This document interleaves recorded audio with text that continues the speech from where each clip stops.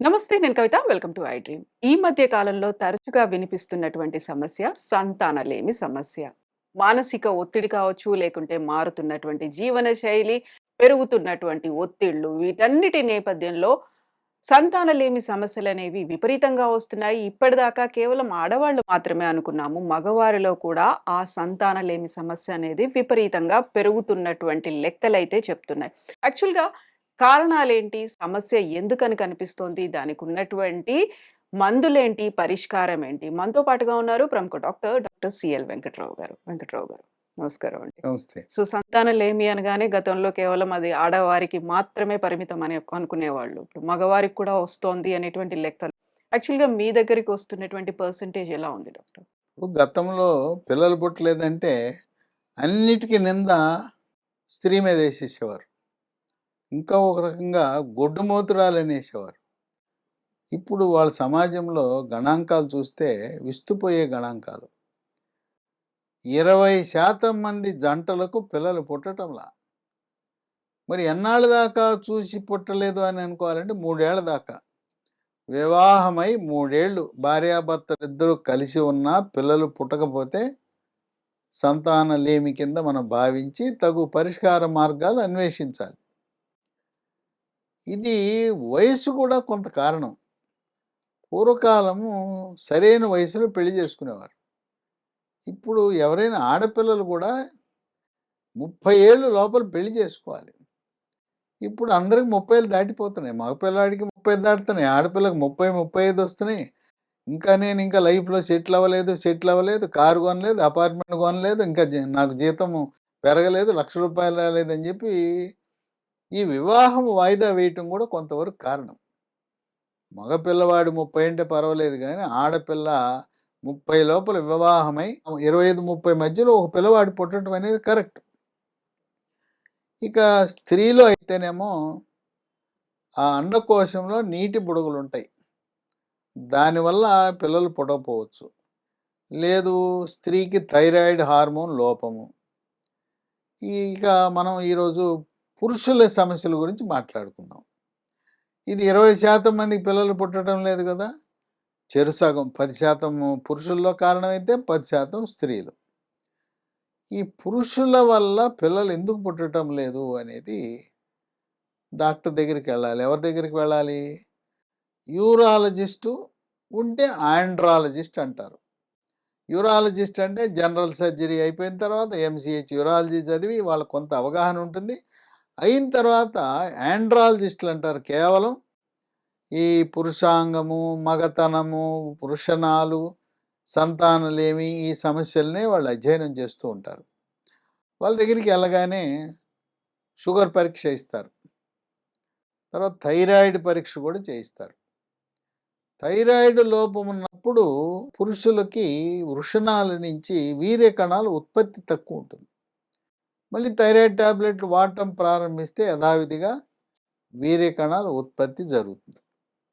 వీటితో పాటు వీర్యం పరీక్ష చేయిస్తారు, సెమెన్ పరీక్ష చేసినప్పుడు సాధారణంగా వీర్య కణాలు కోట్ల సంఖ్యలో ఉండాలి. ఆ కోట్ల సంఖ్యలో ఉండే వీర్య కణాలు లక్షల్లోనే ఉంటాయి. అది లోపం కిందే భావించాలి. తర్వాత వీర్య కణము దానికి ఒక ఆకారం ఉంటుంది. తల ఉంటుంది, మెడ ఉంటుంది, దేహం ఉంటుంది, తోక ఉంటుంది. ఈ కొన్ని ఆకారంలో కూడా లోపాలు ఉంటాయి. కొన్ని తలకాయ లేకుండా వీర్య కణాలు ఉంటాయి, కొన్నికి తలకాయ ఉంటుంది, తోకను దేహం ఉండదు. అంటే ఆ ఏర్పాటు, ఆ సృష్టిలో తల, మెడ, దేహము, తోక లేకపోతే పని జరగదు. అంతేకాకుండా ఇట్లా చలనం ఉండాలి. వీర్య కణం అనేది చేప ఎలా ఈత కొడుతుందో అలా కదిలిక ఉండాలి. వీర్య కణాల సంఖ్య తక్కువ ఉన్నా, వీర్య కణాల యొక్క రూపం, ఆకారంలో లోపాలున్నా, కదలిక సరిగా లేకపోయినా, అసలు కదలికే ఉండవు కొంతమందికి. వీటన్ని కారణాల వల్ల పిల్లలు పుట్టరు. దీనికే మీరు నిరుత్సాహపడవలసిన అవసరం లేదు. మనము రేపో మాపో చంద్రమండలానికి వెళ్ళి ఇల్లు కట్టుకోవాలని చూస్తున్నాం. ఇదెంత పని? ఈ రోజున పిల్లలు పుట్టకపోతే పిల్లలు పుట్టించడానికి అనేక రకమైన ఆధునిక సాంకేతిక వైద్య పరిజ్ఞానం మనకు అందుబాటులోకి వచ్చేసింది. కొంతమందికి డాక్టర్లు పరీక్ష చేసినప్పుడు బీజం అని ఉంటుంది. ఆ వృషణాలు అక్కడ ఉండవు. అవి గజ్జల్లో ఉంటాయి కొంతమందికి, కొంతమందికి పొట్టలో ఉంటాయి. బీజంలో వృషణాలు లేనప్పుడు పొట్టకి అల్ట్రాసౌండ్ స్కానింగ్ చేస్తే కనపడతాయి. పొట్టలో ఉండిపోతే ఈ వృషణాలు వీర్య కణాల ఉత్పత్తి ఆశించిన రీతిలో ఉండదు. అట్లాగే చిన్నతనంలో గవత బిళ్ళలు అంటారు, మమ్స్ అంటారు. ఇక్కడ చెవు కింద ఉబ్బి ఉంటాయి. జ్వరం వచ్చి ఉంటుంది, మర్చిపోతాం. తల్లికి కూడా ఒక్కోసారి గుర్తుండదు. ఆ మమ్స్ అనే వైరస్ వల్ల వచ్చే వ్యాధి వల్ల ఈ వృషణాలు కుచించుకుపోయి వీర్య కణాల ఉత్పత్తి తగ్గి ఆ విధంగా సంతానలేమి ఆ సమస్యకు దారితీస్తుంది. కొంతమంది పాపం పిల్లలు గార్డు పెట్టుకోవాలి క్రికెట్ ఆడేటప్పుడు. గార్డు పెట్టుకోకపోతే క్రికెట్ బాల్ వచ్చి వృషణాలకు తగులుతుంది. లేదా గ్రామాల్లో చెట్లు ఎక్కుతారు, చెట్టు మెంచి కింద పడతాడు, గోడ ఎక్కుతాడు, గోడ మెంచి కింద పడతాడు. ఆ వృషణాలకు దెబ్బ తగిలినప్పుడు కూడా ఆ తగిలిన దెబ్బ ప్రభావం వల్ల వృషణాల నుంచి వీర్య కణాల సంఖ్య తక్కువగా ఉండొచ్చు. ఉత్పత్తి పరిమాణం కూడా, వీర్యం యొక్క పరిమాణం కూడా తక్కువగా ఉండే అవకాశం ఉంది. తర్వాత కొంతమంది లంగోటాని కట్టుకుంటారు.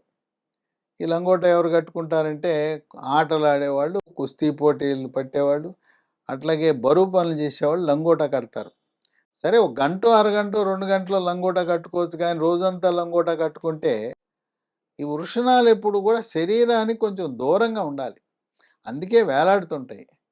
శరీరానికి దగ్గరగా ఉంటే ఇప్పుడు శరీర ఉష్ణోగ్రత 37 డిగ్రీలు. వృషణాలు అంత అంత ఉష్ణోగ్రత పనికిరాదు. శరీర ఉష్ణోగ్రత కంటే 3-4 డిగ్రీలు తక్కువ ఉన్నప్పుడు మాత్రమే ఆ వృషణాల నుంచి వీర్య కణాలు ఉత్పత్తి సమృద్ధిగా జరుగుతుంది. కొంతమంది టైట్ అండర్వేర్లు వాడతారు. ఈ టైట్ అండర్వేర్ వాడినప్పుడు ఏంటంటే మళ్ళీ వృషణాలు పొట్టక దగ్గరికి వచ్చేస్తాయి. వేడి పెరిగిపోతుంది, వీర్య కణాల ఉత్పత్తి తగ్గుతుంది. కాటన్ అండర్వేర్ వాడటం శ్రేష్టం. మరీ టైట్గా ఉండే వాడకూడదు. కొంతమంది జీన్స్ వాడతారు. ఈ జీన్స్ వాడే వాళ్ళకు కూడా ఈ వృషణాల సమస్య వస్తుంది. దీర్ఘకాలికంగా జీన్స్ వాడిన వాళ్ళకి వస్తుంది. కనుక మీకు అసలు జీన్స్ మంచిదే కాదు. మనకి వృషణాలు బాగా పనిచేయాలంటే ఆ జీన్స్ అనేది మంచిది కాదు. కాటన్ అయితే చక్కగా గాలి వస్తుంది. సిల్క్, టెరిన్ కూడా అంత మంచిది కాదు. కనుక ఈ సంతానలేమి పురుషులలో ఇబ్బంది ఉన్నప్పుడు ఏం చేయాలి? డాక్టర్ దగ్గరికి వెళ్తాం. అక్కడికి వెళ్ళినప్పుడు కొన్ని హార్మోన్ పరీక్షలు కూడా చేస్తారు. థైరాయిడ్ పరీక్ష, T3, T4, TSH అనే పరీక్ష చేస్తారు. అలాగే పురుష హార్మోను టెస్టోస్టెరాన్ ఏ మోతాదులో ఉందని చూస్తారు. కొంతమందికి పురుష హార్మోను టెస్టోస్టెరాన్ కంటే స్త్రీ హార్మోన్ల పరిమాణం పెరుగుతుంది. అవి ఏంటంటే LH, FSH, ప్రోలాక్టిన్ అని. కొంతమంది మా పురుషులు, యువకులు, వాళ్ళకి గొంతు ఆడస్వరంలా ఉంటుంది. లేదా మీసాలు సరిగా రావు, గడ్డాలు సరిగా రావు. నడిచేటప్పుడు కూడా ఆడపిల్ల నడిచినట్టు నడుస్తారు. అలాంటి సంకేతం ఏంటంటే పురుష హార్మోన్లు తగ్గి స్త్రీ హార్మోన్ల ప్రభావం పెరగటం వల్ల ఆడంగివాడు అంటుంటారు కొంతమంది. ఇది కూడా కొంచెం సమస్యకు దారితీస్తుంది. ఇప్పుడు ఇట్లాంటి వీర్య కణాలు తక్కువ ఉన్నప్పుడు కొన్ని సహజసిద్ధంగా మనకు లభించే, ప్రకృతిలో లభించే ఆహార పదార్థాలు ఉన్నాయి. డ్రై ఫ్రూట్స్ ఉన్నాయి, నట్స్ ఉన్నాయి. వాల్నట్స్ రాత్రిపూట ఒక 6 వాల్నట్ నానబెట్టి పొద్దున్నే తింటాం. ఇంకోటి బ్రెజిల్ నట్ అని ఉంది. ఈ బ్రెజిల్ నట్ అన్ని చోట్ల దొరకదు. రోజుకు 1 కానీ 2 కానీ బ్రెజిల్ నట్ తింటే బ్రహ్మాండం. దాంట్లో ఈ పురుష హార్మోన్ల శాతాన్ని పెంచుతుంది. ఇంకోటి బాదం. ఒక 6 బాదం పప్పులు రాత్రి నానబెట్టి పొద్దున్నే పైనుండే తోలు తీసేసి ఆ గోధుమ రంగు తోలు తీసేసి బాదం పప్పులు తింటాం. వీటితో పాటు పండ్లు కొన్ని చాలా శ్రేష్టమైన పండ్లు. పుచ్చకాయ. పుచ్చకాయ తినేటప్పుడు ఎర్రకండలో ఉండే గింజలు కూడా నవలాలి. ఎర్రకండ కింద తెల్లకండ ఉంటుంది, అది కూడా తినాలి. ఇక బెర్రీస్‌లో స్ట్రాబెర్రీ దొరుకుతుంది. ఎక్కడైనా దొరుకుతుంది. స్ట్రాబెర్రీ ఉంది, రాస్‌బెర్రీ ఉంది, బ్లాక్‌బెర్రీ ఉంది, బ్లూబెర్రీ ఉంది. బెర్రీస్ కూడా ఈ పురుషుల యొక్క వృషణాల నుంచి వీర్య కణాల ఉత్పత్తి పెరిగేలా చేస్తుంది. ఇక 3 దానిమ్మ పండు. దానిమ్మ పిందెలు కాదు, బాగా పండింది. ఎర్రటి గింజలు, పెద్ద గింజలుండేయి. ఇవి జ్యూసులు తాగి ప్రయోజనం లేదు. గింజలే తినాలి. అట్లాగే పుచ్చకాయ తినమంటే పుచ్చకాయ జ్యూస్ తాగానంటే లాభం లేదు. నేను చెప్పినవి అవి తినాలి కానీ తాగే జ్యూసులు మాత్రం ఏ రకంగా కూడా ఉపయోగపడవు. ఇప్పుడు ఇవన్నీ ప్రయత్నం చేసిన తర్వాత ఆహార పదార్థాలు తిన్నాం, టెస్టులు చేశారు, థైరాయిడ్ లోపం లేదు, షుగర్ లేదు, అన్నీ లేవు. ఇప్పుడు వీర్య కణాల యొక్క సంఖ్యను పెంచటానికి, అట్లాగే వీర్యము మోతాదు పెంచటానికి, పిల్లలు పుట్టాలనుకుంటే ఏమైనా మందులు ఉన్నాయంటే ఒక మందు మార్కెట్లో కొత్తగా అందుబాటులో వచ్చింది. స్పెర్కస్. స్పెర్కస్ అని ఎందుకు పేరు పెట్టారంటే ఎస్పిఆర్, స్పెర్ అంటే స్పెర్మ్ అని, స్పెర్మ్ అంటే వీర్యకణం అని. స్పెర్కస్ ఇది రెడ్డి ల్యాబొరేటరీస్ వాళ్ళు తయారు చేస్తారు. ఈ గొట్టాన్ని రోజు ఒకటి మధ్యాహ్నం పూట వేసుకుంటే వీర్యం యొక్క మోతాదును పెంచుతుంది, వీర్య కణాల సంఖ్యను పెంచుతుంది, వీర్య కణాల యొక్క ఆకారము, రూపురేఖలను చక్కగా ఉత్పత్తి అయ్యేలా చేస్తుంది. పడుకున్న వీర్య కణాలని నిద్ర లేపి పరిగెత్తేటట్టు చలనం వచ్చేలా చేస్తుంది. చేపలు ఎలా అయితే నీళ్ళలో కొట్టుకుంటాయో అలా కొట్టుకునేలా చేస్తుంది. దీంట్లో ప్రత్యేకమైన పదార్థాలు ఉన్నాయి. ఏమున్నాయి? కార్నిటిన్ అనే పదార్థం ఉంది. కార్నిటిన్ అనే పదార్థం ఉంది. రెండోది కోఎంజైమ్ Q10 అని ఉంది. మూడోది జింకు. ఇవి ఈ మూడింటి ప్రభావం వల్ల వృషణాల నుంచి వీర్యము యొక్క పరిమాణంతో పాటు వీర్య కణాల యొక్క నాణ్యతను పెంచుతుంది. ఇవి ఎన్ని రోజులు వాడాలి అంటే రోజు ఒకటి, మధ్యాహ్నం భోంచేసిన తర్వాత ఒకటి, కనీసం 3 నెలలు వాడాలి.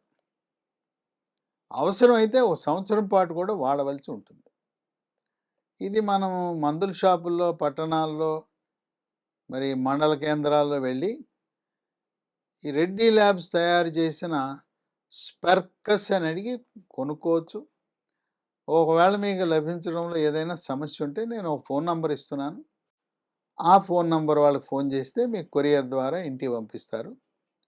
9502897374 950289737.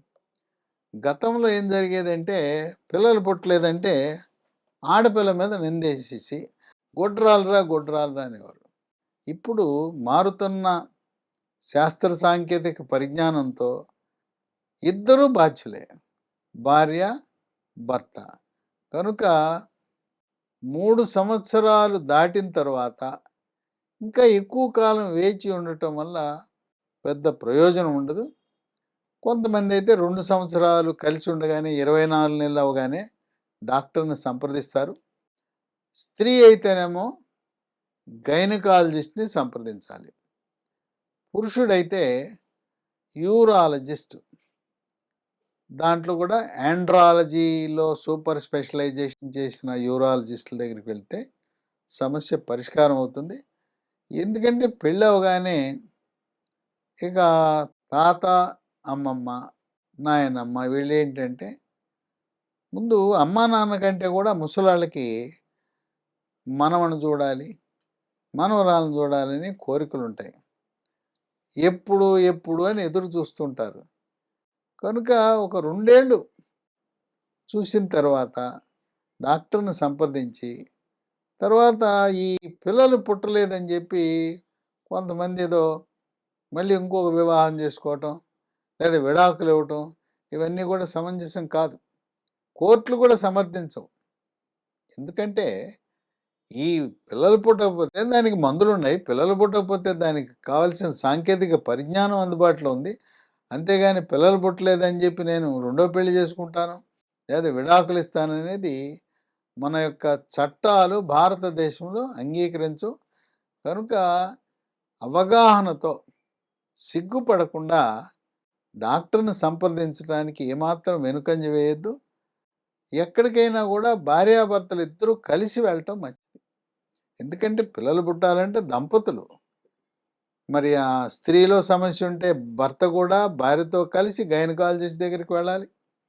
అట్లాగే భర్తకు సమస్య ఉన్నా కూడా భార్య ఆ యాండ్రాలజిస్ట్ దగ్గరికి కలిసి వెళ్ళి ఇలా చేసుకోవటం ద్వారా నీకు పన్నంటి బిడ్డ, ఇదిగో ఈ స్పర్కస్ మనకు ఒక వరం లాంటిది అందుబాటులోకి వచ్చింది. దీనివల్ల ఎటువంటి అనర్థాలు ఉండవు. సైడ్ ఎఫెక్ట్స్ లేని స్పర్కస్ మీకు ఒక పన్నంటి బిడ్డని అందించడానికి ఎంతగానో ఉపయోగపడుతుంది. తప్పకుండా దీన్ని ప్రయత్నం చేయండి. మీకు సుఖప్రదం అవుతుంది, ఫలప్రదం అవుతుంది. మీరు ఆశించిన కోరిక నెరవేరుతుంది. Thank you so much doctor. So సంతానలేమి సమస్య అనేది కేవలం ఏ ఒక్కరికో పరిమితం కాదు. అందులో దంపతుల్లో 50-50 అనేది ఒక రెస్పాన్సిబిలిటీ ఉంటుంది కాబట్టి అవగాహన తెచ్చుకోవాల్సినటువంటి అవసరం ఉంది. దానికోసం మాట్లాడుకోవాల్సినటువంటి అవసరం ఉంది. ఎట్ ద సేమ్ టైమ్ సరైనటువంటి ట్రీట్మెంట్లు ఉన్నాయి. మార్కెట్‌లో మందులు కూడా అవైలబుల్‌గా ఉన్నాయి. సిఎల్ వెంకటరావు గారు చెప్పినట్టుగా మెడిసిన్ అనేది దానికి సంబంధించినటువంటి కంప్లీట్ డీటెయిల్స్ అని డిస్క్రిప్షన్‌లో ఉన్నాయి. స్క్రీన్ మీద నంబర్ కూడా స్క్రోల్ అవుతుంది. Thank you so much.